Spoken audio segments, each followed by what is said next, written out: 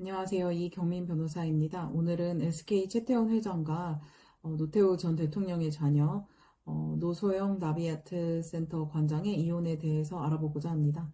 작년 2025년 대법원에서 이혼과 위자료 부분은 확정이 됐고 재산분할 부분에 대해서는 항소심 판결을 파기하고 다시 고등법원으로 돌려보내는 판결이 있었습니다. 그리고 현재는 2026년 5월 13일에 첫 조정기일이 잡혀있죠. 오늘은 일단 2025년 10월에 선고된 대법원 판결에 대해서 가장 핵심적인 부분 몇 가지를 확인해 보겠습니다. 이혼이 확정이 됐습니다. 처음 소송의 시작은 혼외자를 출산한 최태원 회장이었는데요. 새로운 사람과의 사이에서 혼외자를 낳았다고 하면서 2017년도에 이혼 조정을 제기를 했죠. 그런데 조정은 결렬이 되고 소송으로 넘어갔습니다. 그리고 노소영 씨는 이 부분에 대해서 받아들일 수 없다 이런 취지로 버티다가 2020년도에 이르러서 노소영 씨도 반소를 제기를 합니다. 결과적으로는 혼인 파탄의 사유를 제공한 최태원 회장의 이혼 청구는 기각이 되었고 노소영 씨의 이혼 청구가 인정이 되어서 이게 1심에서부터 쭉 이어져서 대법원에서 확정이 됐습니다. 두 번째로는 노소영 씨의 위자료 청구 중 20억 원이 인정이 됐습니다. 처음 이 사건 소송 시작은 앞에서 본 것처럼 최태원 회장의 혼외자 출산 그리고 내연 관계에 대한 사실을 이제 알린 것에서부터 시작이 되었습니다.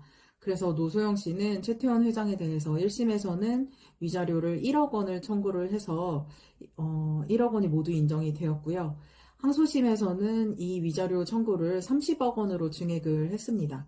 상간자인 김희영 씨에 대해서도 손해배상 청구를 진행을 안 했었는데 항소심에서 제기를 했습니다. 이때 위자료를 20억 원을 청구를 했어요. 그런데 항소심에서 위자료 20억 원이 모두 인정이 됐습니다.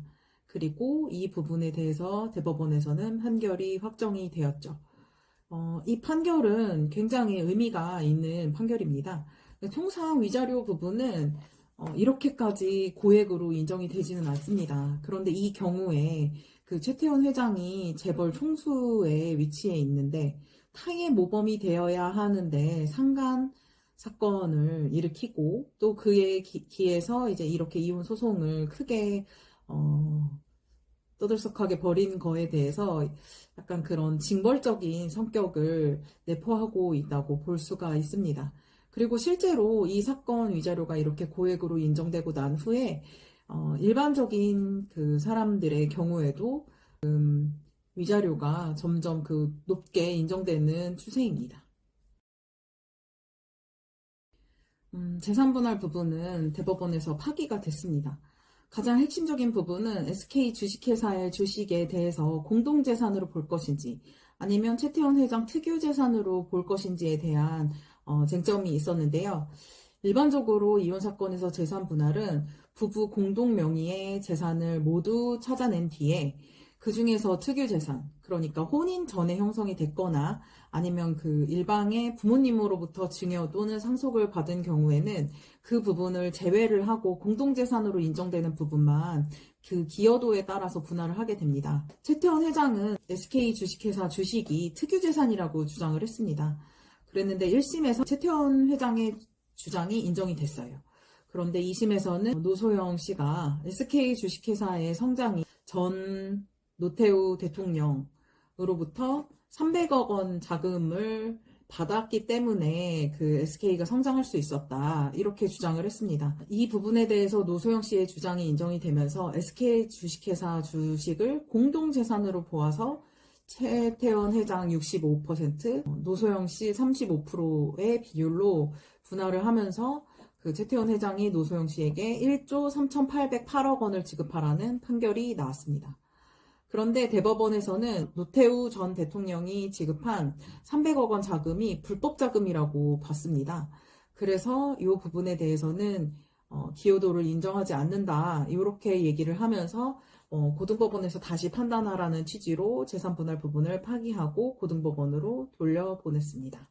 그래서 현재 파기환송심의 첫 준비기일이 연초 1월에 진행이 되었고 오늘 5월에 조정기일이 열리는 것입니다. 조정이 결렬되면 다시 재판으로 가겠죠.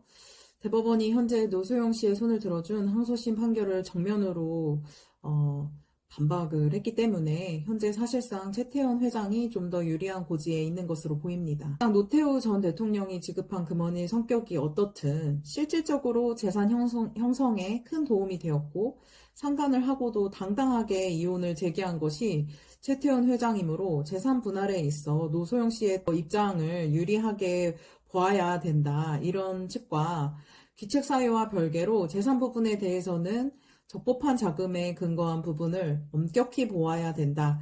이런 입장이 있는데요. 항소심과 대법원이 각 입장을 나타낸 것으로 볼 수 있겠습니다.